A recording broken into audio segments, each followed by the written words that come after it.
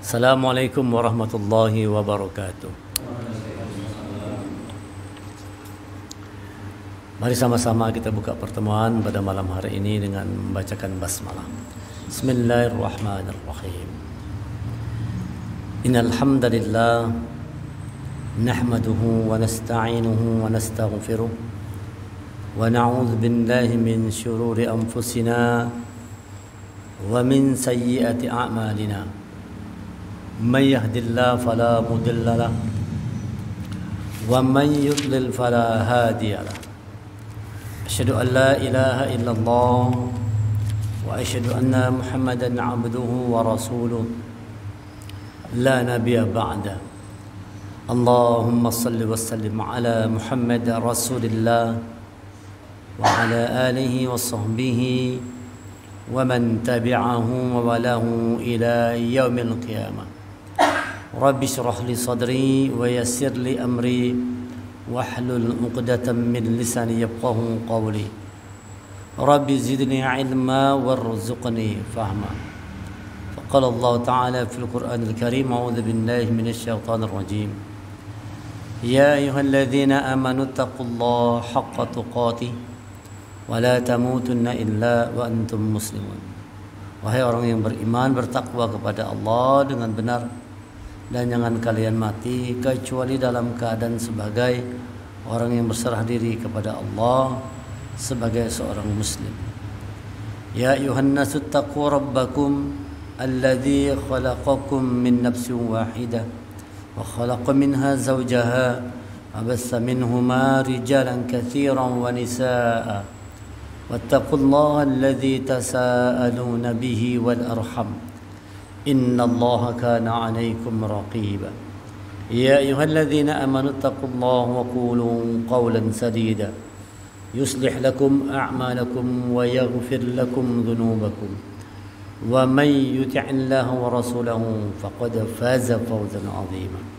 Alhamdulillah, kita bersyukur kepada Allah yang masih memberikan kesempatan kepada kita semua kekuatan, semangat, kemudahan untuk kita bisa hadir malam hari ini di mushola yang sama-sama kita cintai, Miftahul Jannah, dalam rangka kita untuk melaksanakan perintah Allah, solat berjemaah, kemudian kita lanjutkan mendengarkan kajian dari ayat-ayat Al-Quran, dan semua ini adalah harus kita syukuri bahwa kita termasuk bagian atau kelompok orang-orang yang masih Allah ketuk hatinya untuk mau belajar Al-Quran, untuk mau mendengarkan Al-Quran. Karena itu tidak mudah. Allah tidak memberikannya kepada semua orang. Jadi Allah memberikan kitab Al-Quran itu kepada orang-orang yang dipilih oleh Allah. Jadi kalau misalnya ada orang itu susah mendengarkan Quran, sulit dengarkan Quran, apalagi yang mau membacanya, itu bertanda dia tidak dipilih oleh Allah. Itu tandanya orang itu bukanlah orang yang dipilih oleh Allah.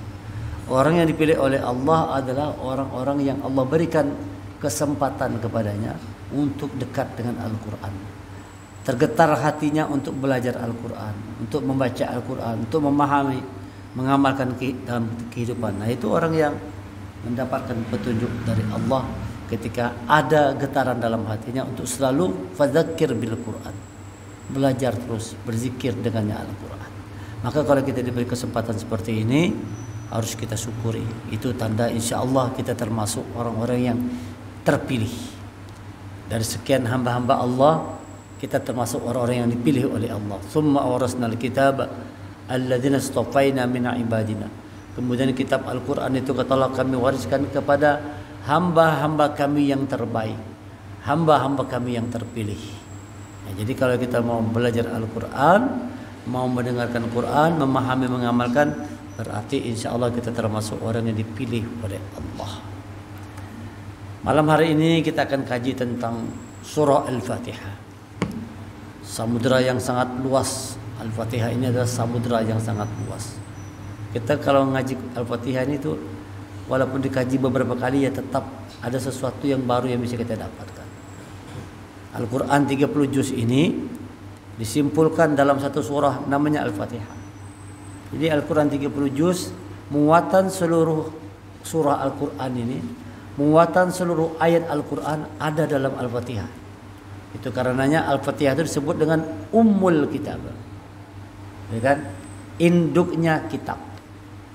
Karena dia merangkum, dia menjadi seperti kapal induk. Itu kan ada namanya kapal induk tuh, apa aja masuk ke situ. Namanya kapal induk. Semuanya masuk ke sana. Ada kolam renangnya, ada helipadnya, ada parkir mobilnya dan sebagainya. Karena dia merupakan kapal induk. Al-Quran ini, Al-Fatihah dikatakan adalah induknya, Ummul Kitab. Ibunya dari Al-Quran, induk dari Al-Quran. Karena dia merangkum semua yang ada di dalam Al-Quran ini. Makanya dia menjadi satu kewajiban di dalam sholat, termasuk rukun sholat. Kalau kita sholat tidak baca Al-Fatihah ini, kada sah sholat kita. Karena Al-Fatihah termasuk rukun di dalam sholat. Mengapa dia dijadikan rukun dalam sholat? Ini yang harus kita pertanyakan. Kenapa sampai Al-Fatihah yang dipilih oleh Allah menjadi rukun dalam sholat? Kenapa bukan surah yang lainnya? Nah, itu kan pertanyaan. Setelah kita pelajari, kita kaji, baru kita mengerti. Oh, pantas Al-Fatihah ini dijadikan sebagai rukun dalam sholat karena memang dia simpulan kehidupan kita. Simpulan kehidupan. Ada orang Barat itu, setiap job dia membuat satu tulisan yang berjudul Seven Habit. 7 kebiasaan. 7 kebiasaan yang apabila dilakukan seseorang, orang itu akan meraih sukses. 7 Habit itu Al-Fatihah ini. Kalau kita membaca bukunya itu, belum pernah membaca, tapi kawan yang menceritakan bagaimana isinya, kalau kita menyimpulkan, wah ini ngambil dari Al-Fatihah. Jadi kalau seandainya surah Al-Fatihah ini betul-betul kita pahami dan kita terapkan, kita akan jadi orang yang diberi Allah kesuksesan dalam hidup dunia akhirat. Diberi Allah pertolongan, diberi Allah kemudahan. Semua kuncinya ada dalam surah Al-Fatihah. Kunci kehidupan. Jadi 7 ayat Al-Fatihah ini sab'a masani wal Qur'an al-azim. 7 ayat yang berulang-ulang. Sering kalau kita 7, hampir banyak betul yang peristiwa dengan yang 7 ini. 7 dengan peristiwa angka 7 ini banyak peristiwanya. 1 hari, 1 minggu terdiri dari 7 hari. Langit 7 lapis, bumi 7 lapis, kita 7 jengkal. Banyak kaitan dengan 7. Al-Quran, Al-Fatihah 7 ayat yang berulang-ulang. Sama 7. Banyak. Sekarang kita lihat bagaimana kita menjadikan konsep Al-Fatihah ini menjadi suatu terapan dalam kehidupan kita. Dan kita jadikan habit tadi. Kita jadikan kebiasaan. Jadi setelah kita membaca Al-Fatihah, tidak sekedar kita baca, kita paham, dan apa yang kita pahami itu kita praktekkan dalam kehidupan. Surah Al-Fatihah yang artinya pembuka. Kata-kata Fatihah dari kata-kata Fataha yang artinya pembuka, juga artinya adalah pemenang, kemenangan. Inna fatahna laka fatham mubina. Sungguh telah kami berikan kepadamu kemenangan yang nyata. Menang artinya. Juga artinya pembuka. Jadi ini seolah-olah Allah memberitahu ke kita, ayo yang mau meraih kemenangan, ini Al-Fatihah kuncinya. Al-Fatihah ini adalah kunci untuk kita meraih kemenangan dunia dan akhirat. Kita mulai dengan ayat yang pertama. Bismillahirrahmanirrahim. Dengan nama Allah. Kita ambil bismillah dengan nama Allah. Jadi kunci pertama, orang yang mau sukses hidupnya, yang mau damai, yang mau bahagia, yang mau berhasil hidupnya, siapapun dan sebagai apapun dia. Siapapun dan sebagai apapun dia, kalau dia menerapkan konsep pertama Al-Fatihah, dia pasti jadi orang yang menang. Dia akan jadi orang yang beruntung, dia akan jadi orang sukses. Apa yang pertama? Bismillah. Bismillah itu artinya dengan nama Allah. Ini mengajarkan kepada kita dengan nama Allah. Bismillah, bersama dengan Allah. Bismi, bersama dengan ismu, dengan nama Allah, dengan sifat Allah. Itu pelajarannya kepada kita, adalah pesan yang ingin disampaikan. Lakukan sesuatu itu semata-mata karena Allah aja. Makanya kita kalau suruh berbuat apa-apa kan selalu baca bismillah kan. Bismillah, bismillah. Anak makan baca bismillah, anak jalan baca bismillah, kenal baca bismillah. Apa aja kita bismillah. Tidak baca bismillah, putus dari rahmat Allah. Kalau kita membaca Quran, diawali dengan Bismillahirrahmanirrahim. Seolah-olah pesannya itu untuk bisa masuk ke dalam ayat-ayat Quran ini, kita harus bersama dengan Allah tadi. Baru bisa menyelami ayat Al-Quran. Setiap surahnya diawali dengan Bismillah, kecuali surah At-Taubah. Itu pesannya untuk kita bisa menyelam, masuk, memahami isi Al-Quran itu, maka sifat kita harus Bismillah yang pertama. Kita membawa sifat Allah tadi. Dengan sifat Allah. Jadi kalau Allah itu pengasih, penyayang, kita pengasih, penyayang. Allah itu sabar, kita sabar. Allah itu Ghafurun Syakur, Maha Pengampun, maka kita pengampun, pemaaf. Allah Maha mensyukuri, maka kita bersyukur. Latif, Allah Maha lembut, maka kita lembut. Maka kita lembut. Kita bersama dengan sifat Allah. Yang tidak boleh cuma satu aja, akbar. Besar tidak boleh. Sifat besar itu hanya milik Allah aja. Kita tidak boleh merasa besar, tidak boleh. Yang boleh merasa besar hanya Allah aja. Kita tidak boleh. Tapi sifat Allah yang lain itu bisa kita lakukan. Bisa kita terapkan, praktekkan dalam kehidupan kita. Jadi Bismillah ayat pertama ini mengajarkan kepada kita lakukan sesuatu itu karena Allah. Lakukan sesuatu. Kita ngaji seperti ini karena Allah, bukan karena yang lain. Ulun datang kemari, pian datang kemari, niatnya karena Allah. Tidak ada niat yang lain kecuali hanya karena Allah. Inna salati wa nusuki wa mahyaya wa mamati lillah rabbil alamin. Salatku, ibadahku, hidupku, matiku lillah, hanya untuk Allah saja. Tidak ada yang lain. Nah, jadi kalau orang itu melakukan sesuatu karena Allah, dia akan meraih sukses, menang hidupnya, dunia dan akhirat. Bismillah. Makanya kita segala sesuatu harus dengan Bismillah. Bukan sekedar memahaminya dengan nama Allah, bukan sekedar jadi bahan bacaan, tetapi bagaimana Bismillah itu merasuk dalam jiwa kita. Orang yang bersama dengan sifat Allah, maka akan hadir keikhlasan dalam berbuat sesuatu. Bismillahirrahmanirrahim. Ikhlas dalam berbuat sesuatu. Melakukan sesuatu hanya karena Allah, bukan karena yang lain. Tidak ada yang karena lain. Zaman sekarang kita sudah sulit sudah. Untuk mencari keikhlasan itu sudah sulit sekali. Apalagi zaman media sosial. Zaman medsos kayak ini nih. Kadang-kadang kita berbuat itu sulit untuk ikhlas. Kita pengennya semua kebaikan kita tuh kalau bisa kita expose semua. Supaya orang tahu semua. Alasannya kan kadang-kadang gitu, wah kita perlu expose supaya ini jadi contoh buat lain. Ya tipis-tipis bedanya.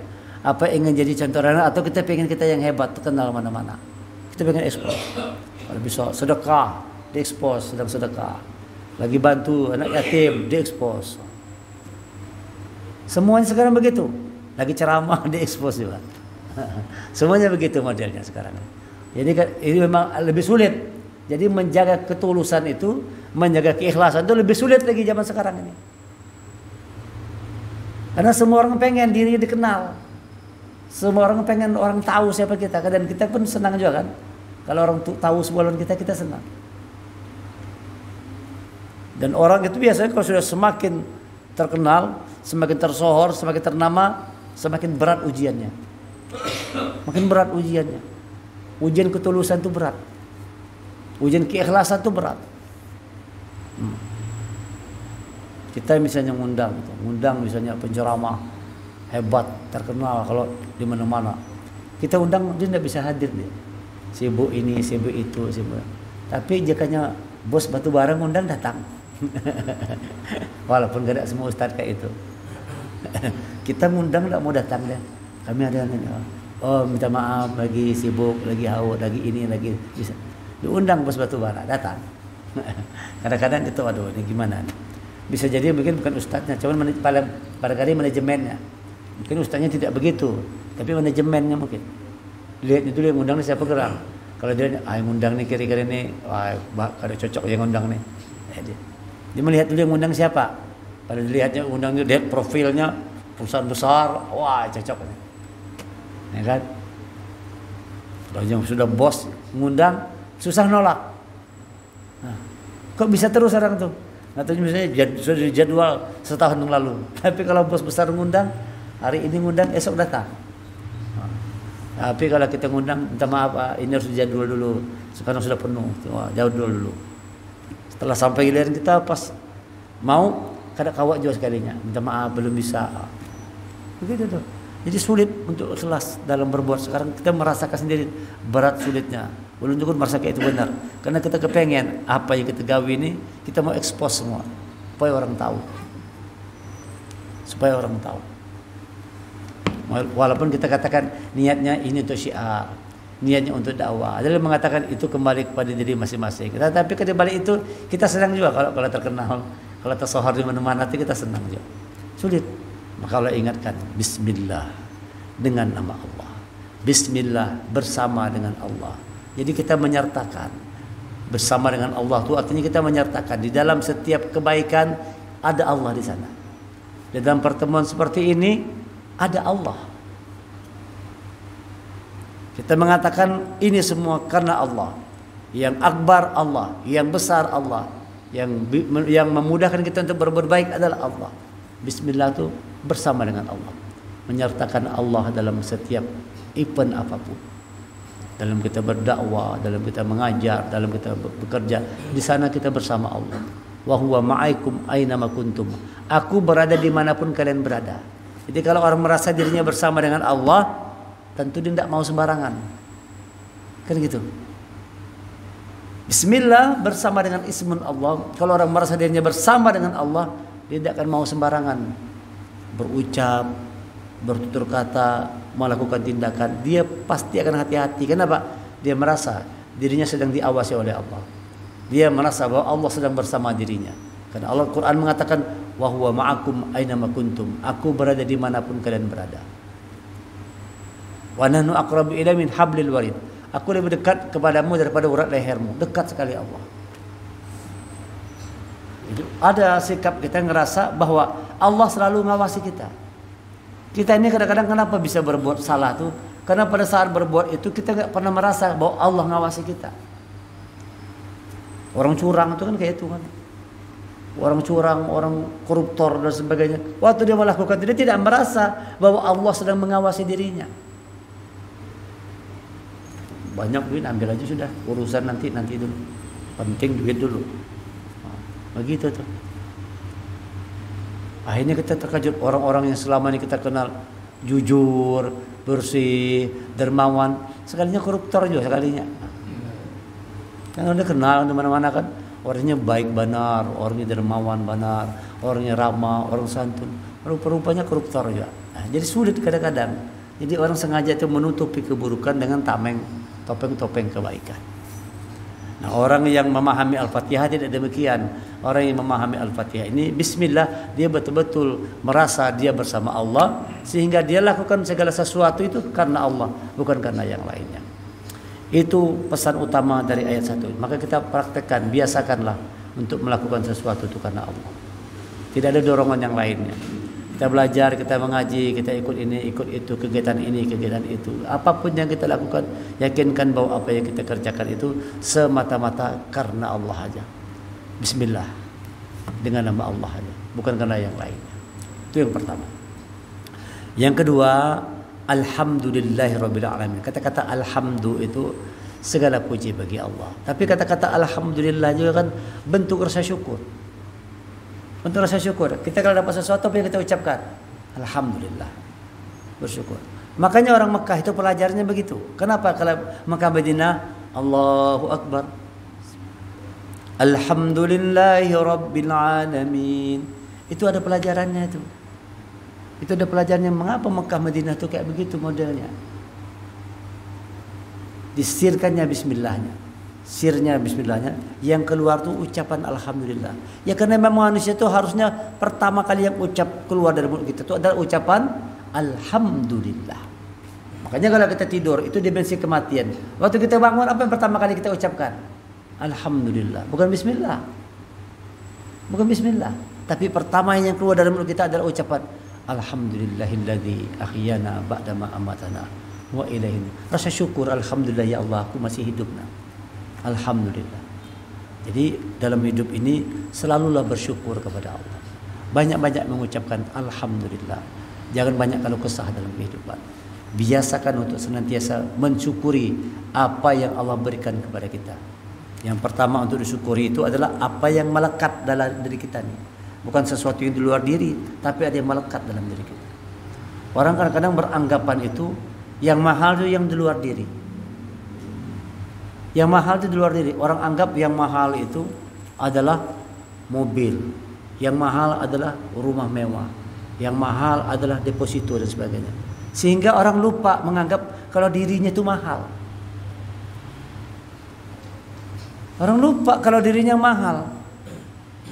Ini cahaya atau lampu nih yang mahal. Cahaya, lampu atau mata kita yang mahal. Yang mahal yang mana? Mana yang lebih mahal? Mahal lampu itu, mahal cahaya atau mahal mata?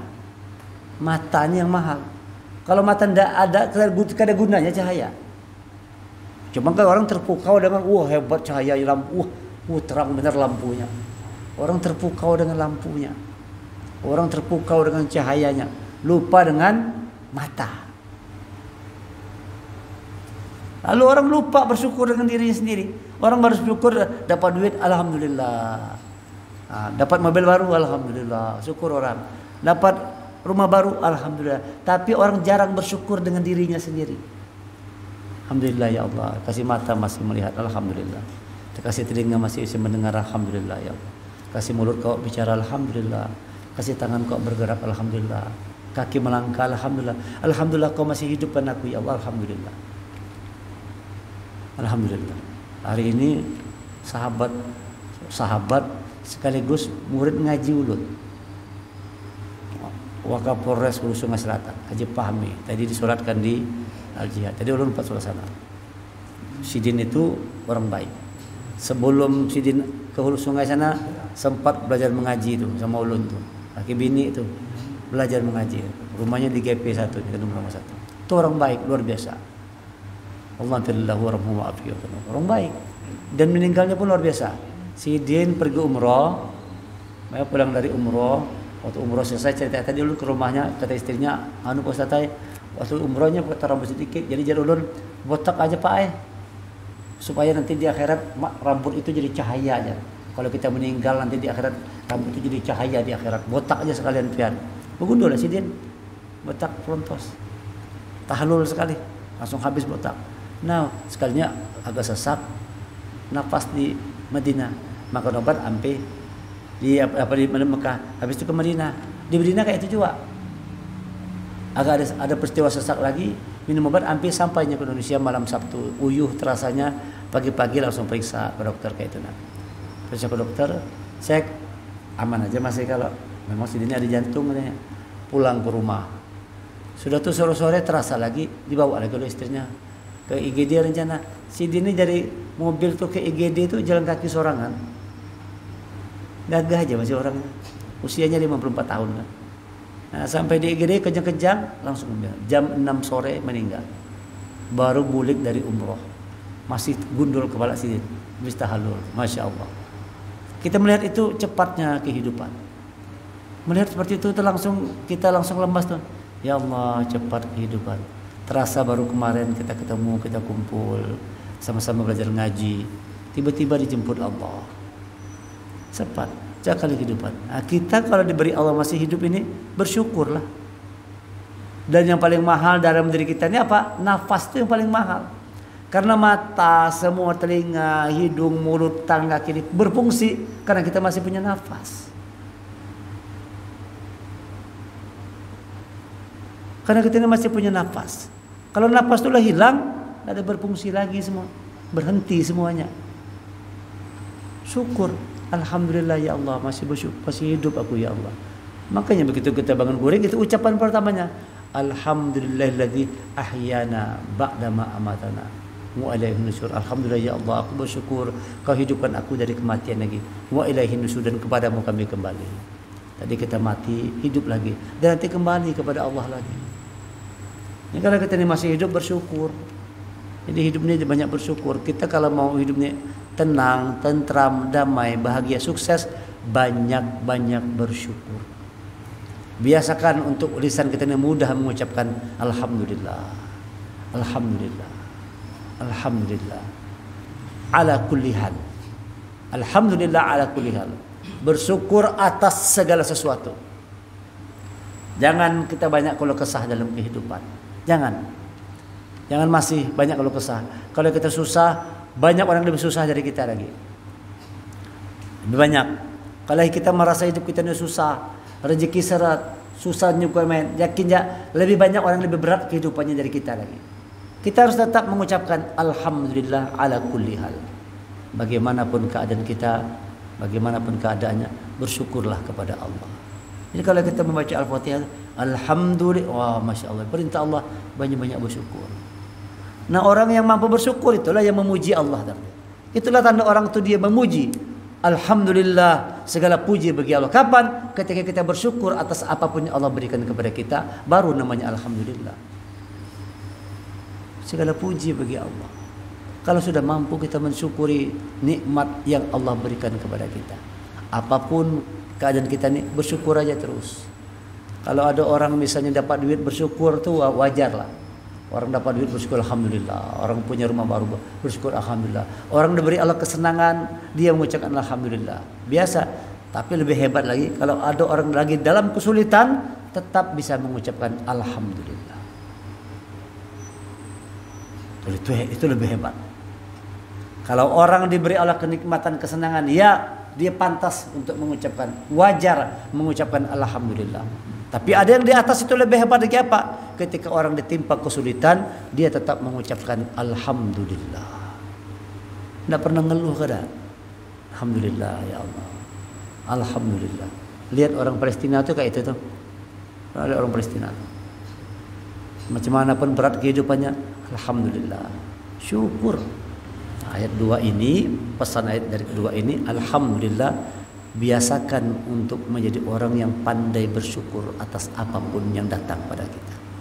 Jangankan yang nikmat, ujian pun kita syukuri juga. Alhamdulillah ya Allah. Selama kita masih hidup itu bersyukur aja sama Allah. Selama masih hidup kita bersyukur. Selama masih bernapas bersyukurlah. Karena itu yang paling mahal. Coba kalau kita sudah menggap mau mati berapapun dibayar, ya gitu kan. Di rumah sakit itu kalau orang kaya raya itu tolong dok, berapapun biayanya kami bayar dok, tolong selamatkan. Tak bisa kalau sudah Allah memanggil kada kawa. Mau dikasih uang berapa banyak pun tak mempan, tetap Allah panggil juga. Kalau tolong dok, selamatkan dok, bantu dok, berapapun biaya saya bayar dok, yang penting selamat dok, tolong dok. Tak bisa kalau sudah habis perjanjiannya. Nah, kita bersyukur kepada Allah. Alhamdulillah Rabbil Alamin. Biasakan bersyukur. Yang pertama, lakukan segala sesuatu karena Allah. Sadari bahwa kita bersama Allah. Yang kedua, bersyukur atas segala apapun yang Allah berikan kepada kita. Yang ketiga, Ar-Rahmanir Rahim. Tebarkan kasih sayang. Tidak usah bercakut-cakut, tidak usah bermusuh-musuh, tidak usah berkelahi-kelahi. Kalau lagi rame-rame sekarang nih, termasuklah apa yang uah lagi diserang macam-macam. Wah sekarang nih. Urusan baklawi habaib nih, kita jangan sibuk seperti itu. Jangan umpatan yang kayak itu gitu. Ya kan, kita kalau tahu dia orang beriman wajib kita menghormati, sudah cukup. Masalah bujur takada itu urusannya sama Allah, urusan kita hormati, urusannya kita berusaha untuk berbuat yang terbaik, itu aja. Karena perintah Rasulullah, wahfid janahaka limanittaba'aka minal mu'minin. Rendahkan dirimu wahai Muhammad di hadapan orang-orang beriman yang mengikutimu. Kalau kita tahu orang beriman, rendahkan hati, rendahkan diri aja. Rendahkan hati di hadapan orang. Jangan kita ikut terprovokasi dengan hasutan-hasutan misalnya untuk walaupun ada kelompok pecinta habaib, ada kelompok pembenci habaib, ada juga. Ngapain kita seperti itu? Yang kita tanamkan karena ini adalah umat Rasulullah, maka kita wajib untuk mencintainya siapapun dia. Selama dia umat Rasulullah, cintai, sayangi, ya kan? Karena itu permintaan Rasulullah tuh. Dzalikal ladzi yubashshirullahu ibadahu alladzina amanu wa amilus shalihat. Qul la as'alukum 'alaihi ajran illa al-mawaddata fil qurba. Katakan qul la as'alukum 'alaihi ajra. Aku tidak minta imbalan apapun atas seruanku ini, kata Rasulullah. Illa al-mawaddata fil qurba, kecuali kasih sayang dalam kekeluargaan. Ini ada tafsirnya. Ada ulama yang menafsirkan jadi masuk dengan kasih sayang dalam kekeluargaan adalah kita menyayangi keluarganya Rasulullah. Kita menyayangi keluarganya Rasulullah. menyayangi zuriat-zuriatnya Rasulullah. Ada orang yang memahami begitu tafsirnya. Yang kedua, yang dikatakan mawaddah fil qurba, kasih sayang dalam keluarga, kita menyayangi keluarga kita. Maka kita sayangi. Yang ketiga, yang universal umum, yang namanya mawaddah fil qurba, kita menyayangi semua umat manusia, apalagi umat Rasulullah. Rahman Rahim. Ya kalau kita baca Ar-Rahmanir Rahim, hayati ya Allah, hadirkan sifat kasih sayang dalam jiwaku ini ya Allah. Jangan kita banyak benci sama orang. Jangan banyak tidak sukanya sama orang. Kalau orang sama kita biarin aja. Ada orang tidak suka sama kita, ada orang benci sama kita, itu tidak masalah. Yang penting kita tidak pernah benci sama orang. Yang penting kita tidak pernah tidak suka sama orang. Selama dia umat Rasulullah, bahkan selama dia manusia, kita tetap sayangi. Ar-Rahmanir Rahim. Dia adalah orang yang punya sifat Rahman Rahim, kasih dan sayang. Praktekkan dalam kehidupan. Kita akan jadi orang yang karena malah yarham la yurham, orang yang tidak menyayangi tidak akan disayang. Jadi kita ini kalau sifat itu kasih sayang, orang senang. Orang pasti senang dengan orang yang penyayang. Betul enggak tuh? Siapapun kita kalau ketemu dengan orang yang sifatnya penyayang, kita senang enggak? Sebaliknya kalau ketemu dengan orang sifatnya pembenci, pendendam, pendengki, pemarah, suka tidak? Karena yang ketujuhnya kita. Kita senang dengan orang yang penyayang. Ar-Rahmanir Rahim ayat 3 itu kalau kita baca dalam salat, Ar-Rahmanir Rahim, minta sama Allah supaya hadir sifat kasih sayang dalam jiwa kita ini. Sayangi umat Rasulullah, sayangi hamba-hamba Allah, sayangi semua manusia, sayangi keluarga Rasulullah, sayangi zuriat-zuriatnya. Masalah benar atau tidak itu urusannya sama Allah. Yang penting kita menyayangi, kita menghormati, kita menghargai. Tidak perlu membenci. Ada kata-kata menyayangi orang yang menyayangi orang yang jahat itu jauh lebih baik daripada membenci orang yang mulia. Menyayangi orang yang jahat itu lebih baik. Ada orang itu jahat, kita sayangi. Pemabuk dia, penjudi dia, kita sayang sama dia. Menyayangi orang jahat itu lebih baik daripada kita membenci orang yang mulia. Kita benci sama Ustadz A, ternyata dia orang mulia di hadapan Allah. Bahaya kita. Bahaya kita kalau membenci kekasih Allah.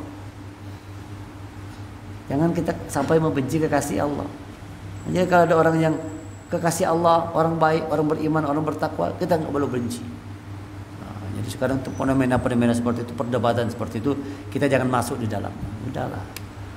Yang penting kita berusaha untuk berbuat baik kepada siapapun. Kan?